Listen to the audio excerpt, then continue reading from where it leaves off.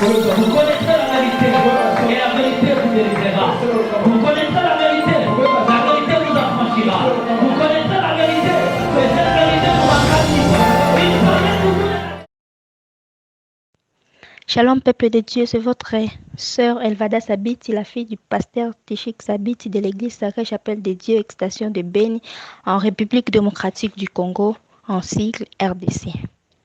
La Bible nous dit que Dieu parle tantôt d'une manière, Dieu parle cependant tantôt d'une manière, tantôt d'une autre, et on n'y prend point garde.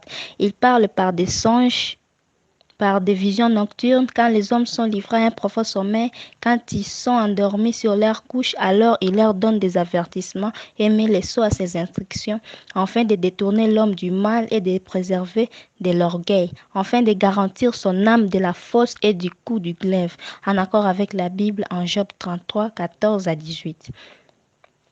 Dans la nuit du 22 février 2022, du 21 février 2022, entraîné dans un profond sommeil, celui qui vit éternellement m'a montré, comme dans une vision nocturne, les songes ci-après. Je vis le frère Atoms et sa femme sous un arbre. Ils étaient en train de causer, de rire, et ils avaient leur téléphone, ils étaient en train de chatter. Puis je vis une échelle qui est descendue du ciel jusque là où nous étions. Un être très lumineux dont l'éclat ne pouvait pas être fixé par un être humain. C'était une forte lumière dont l'intensité dépassait toute imagination. Et l'être en question avait l'apparence d'un homme, habillé d'une robe et dont tout était splendeur, brillance et éclat. Voulant regarder son visage, je ne pouvais pas à cause de l'éclat qui dépassait de très loin celui du soleil. Suspendu dans l'air, il a fixé les regards au couple Atoms avec indignation et leur disant: vous, faites gare, sinon vous finirez en enfer si vous ne revenez pas à moi. Et moi, j'ai regardé le frère Atoms. Sur ses bras, il y avait des tatouages. Et je me suis étonnée de voir comment un serviteur de Dieu, un chantre, peut avoir des tatouages sur son corps, car il était vêtu en varèse de basketteur. Ici, selon les explications, le frère Atoms humainement n'a aucun tatouage. Ce message ne concerne pas que le couple Atoms, bien au contraire, c'est une interpellation à tous les humains de se repentir et de chercher la face du Seigneur pendant qu'ils sont encore vivants sur la terre. Comme il est écrit en Hébreux 9, 27, et comme il est réservé aux hommes de mourir une seule fois, après quoi vient le jugement.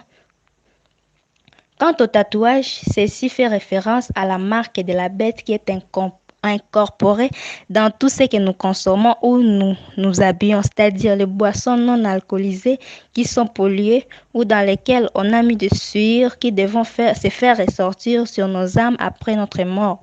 Le marque de la bête, des tatouages, des signes 666 et tout autre emblème satanique. De même, à ce qui concerne la nourriture et les vêtements, c'est ainsi qu'il y a des choses que les chrétiens devraient carrément s'abstenir, telles que des boissons sucrées, des bières sans alcool et autres.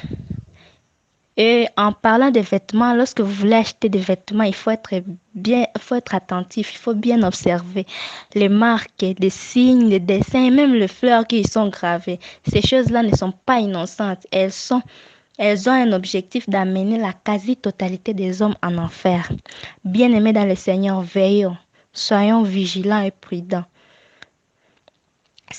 Conformément à la parole de Dieu qui nous dit en 1 Pierre 5, 8, soyez sobres et veillez, car votre adversaire le diable rôde comme un lion rugissant, cherchant qui il dévorera.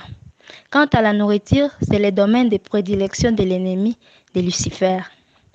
Comme les hommes adorent la nourriture, le diable a fait de la nourriture un moyen pour nous souiller, pour souiller les humains. Bien-aimés dans le Seigneur, je sais qu'il est difficile de connaître une nourriture souillée et celle qui ne l'est pas. Néanmoins, nous devons nous prévenir en priant avec autorité sur toute nourriture achetée ou pas, en y aspergeant le sang de Jésus-Christ pour sa sanctification et sa purification. Ceci nécessite une vie de sanctification intérieure et extérieure pour vaincre toutes les adversités du malin en ces temps de la fin.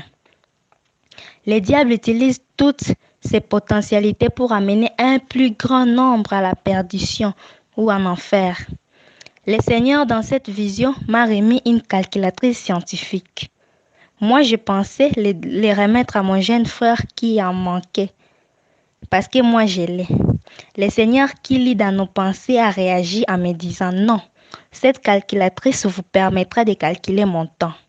Soyons prêts, bien-aimés dans le Seigneur.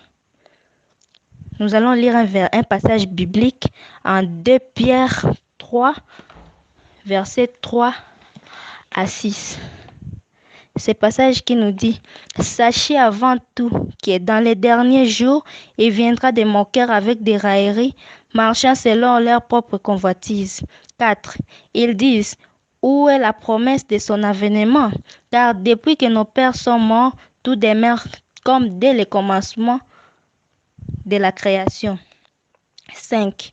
Ils veulent ignorer en effet que des cieux existèrent autrefois par la parole de Dieu, ainsi qu'une terre tirée des eaux est formée au moyen de l'eau, et que par ces choses le monde d'alors périt, submergé par l'eau. Parole du Seigneur. Considérons la ligne du temps bibliquement, l'homme a fait 6 jours ou 6000 ans depuis la création jusqu'à l'an 2000. Nous sommes déjà entrés de plein pied dans le 7e millénaire. Il y a de cela 22 ans. Ceux qui pensent que le Seigneur n'est pas encore prêt à prendre son Église, ils se trompent amèrement.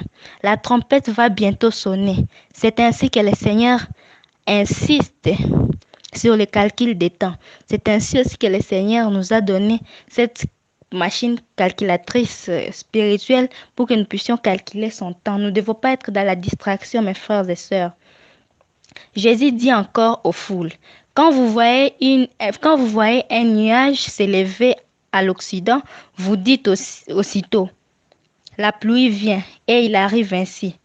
Voilà l'homme dans son intérêt. Ça, ce verset-là se trouve dans Luc. Verset se trouve dans Luc.